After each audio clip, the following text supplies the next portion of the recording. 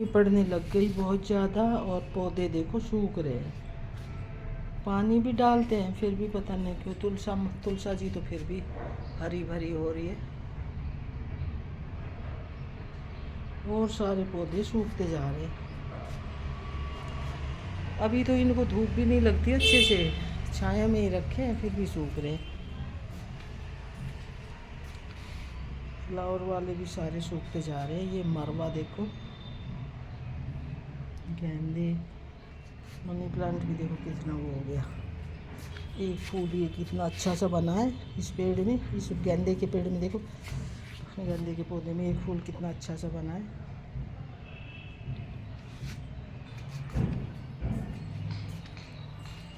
ये मिर्च का पौधा है, इस पे फूल आ रहे हैं, देखो फूल आ रहे हैं। इस पे मिर्च बहुत लगती है। ये कनेर है, कनेर पे भी फूल आ रहे हैं। और ये आंवले का पेड़ है, बहुत सारे, एक भी पत्ता इस पे नहीं बचा था। ये देखो एक भी पत्ता इस पे नहीं बचा था, सारे पत्ते झड़ गए थे पतझड़ से। और अब इस पे तो देखो सारे फूट गए, छोटे छोटे पत्ते बहुत सारे आ रहे हैं। ये देखो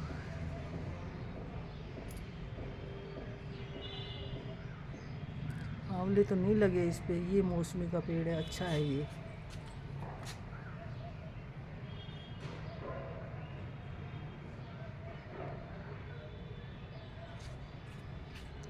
ये भी मौसमी का है, ये भी खूब अच्छा ऊंचा चला गया। हमने सोचा था ये नींबू का है, लेकिन ये तो मौसमी का निकला।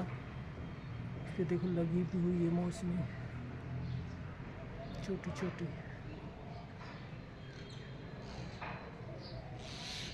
ये आम का पेड़ है, बहुत बड़ा है, देखो छत से भी ऊंचा जा रहा है।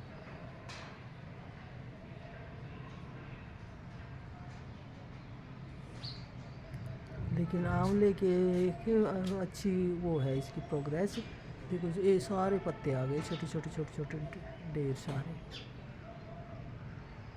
इस बार शायद इस पे लगेंगे आंवले, क्योंकि 2 साल हो गए, 2 साल बाद तो फल आ ही जाता है।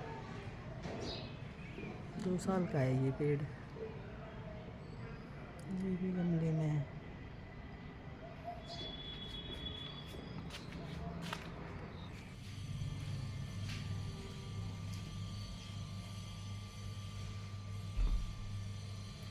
हेलो एवरीवन, कैसे हैं आप सभी। आशा करते हैं आप भी परिवार सहित खुश होंगे, व्यस्त होंगे, मस्त होंगे। तो जी आज है पाप मोचनी एकादशी। ये देखिए चैत्र मास की पाप मोचनी एकादशी का व्रत है मेरा। और अब मैं कथा करूँगी और पूजा। भगवान जी को मैंने, कान्हा जी को नहला दिया है। ये देखिए मेरे कान्हा जी के दर्शन कर लीजिए। कान्हा जी को मैंने नहला दिया, देखिए कान्हा जी को नहला दिया है। और ये मक्खन निकालती हूँ डेली, तो मक्खन का भोग, मक्खन मिश्री का भोग लगा, कभी दूध का भोग लगा देती हूँ, कभी मक्खन मिश्री का लगाती है, दोनों का भी लगा देती हूँ। अभी मक्खन मिश्री खा लेंगे, उसके बाद में दूध का भोग लगा दूँगी।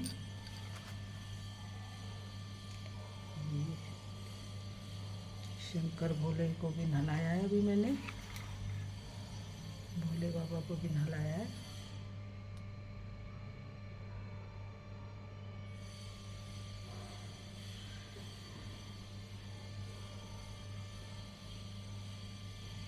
महीने में जो 2 एकादशी आती है, दोनों का ही फास्ट रखती हूँ मैं, दोनों में ही कथा वगैरह करती हूँ।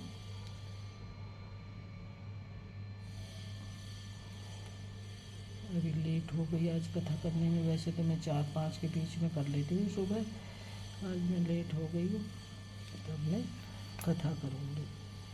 पाप मोचनी एकादशी का महात्म, चैत्र मास की पाप मोचनी एकादशी का महात्म कथा कर लेती हूँ। बोले कृष्ण भगवान की जय। पाप मोचनी एकादशी का महात्म विशेष। चैत्र मास के कृष्ण पक्ष की एकादशी का व्रत पूर्व जन्म के पापों को समाप्त करके पुण्य प्रदान करता है। और प्रदायक इस एकादशी को भगवान विष्णु जी विष्णु की पूजा करने का विशेष महत्व है। युधिष्ठिर ने पूछा, भगवान अब चैत्र कृष्ण पक्ष की एकादशी का क्या नाम है, वह बताने की कृपा कीजिए। भगवान श्री कृष्ण बोले, राजश्रेष्ठ सुनो, इस विषय में एक पापनाशक उपाख्यान सुनाऊंगा, जिसे चक्रवर्ती नरेश मंदाता के पूछने पर महर्षि लोमेश लोमेश ने कहा था। मंदाता बोले, भगवान मैं लोगों के हित। श्री कृष्ण भगवान बोले, हे राजन, लोमेश ऋषि ने उत्तर दिया, चैत्र मास के कृष्ण पक्ष की एकादशी का नाम पापमोचनी है। इसके व्रत के प्रभाव से मनुष्यों के अनेक पाप नष्ट हो जाते हैं। इसकी कथा इस प्रकार है। प्राचीन समय में एक चैत्र रथ वन में अप्सराएं वास करती थी। वहाँ हर समय बसंत रहता था।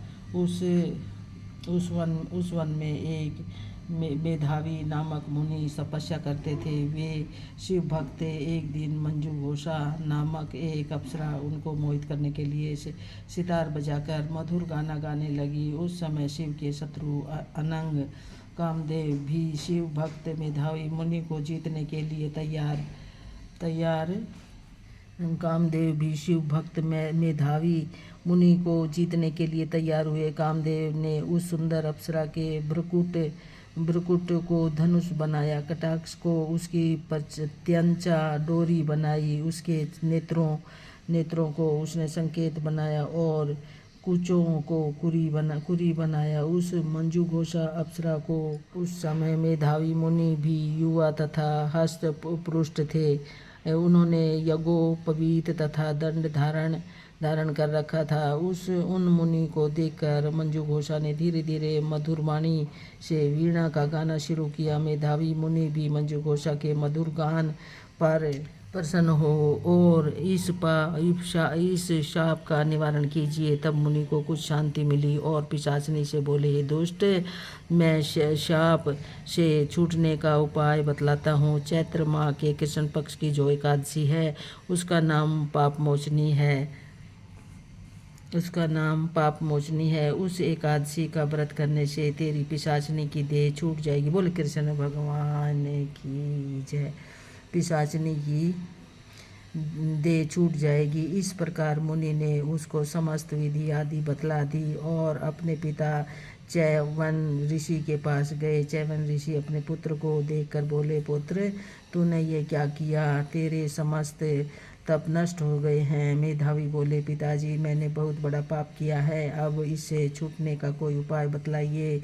चैवन ऋषि बोले, हे पुत्र, तुम चैत्र मास की कृष्ण पक्ष की पाप मोचनी नाम की एकादशी का विधि तथा भक्तिपूर्वक व्रत करो। वचनों को सुनकर मेधावी ऋषि ने पाप मोचनी एकादशी।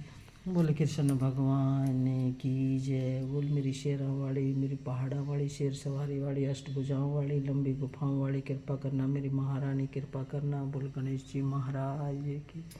बोल मेरे कृष्ण भगवान के कन्हैया, सबके भंडार भरे रखना मालिक, कृपा करना, कृपा करना, कृपा करना। कथा हो गई है मेरी।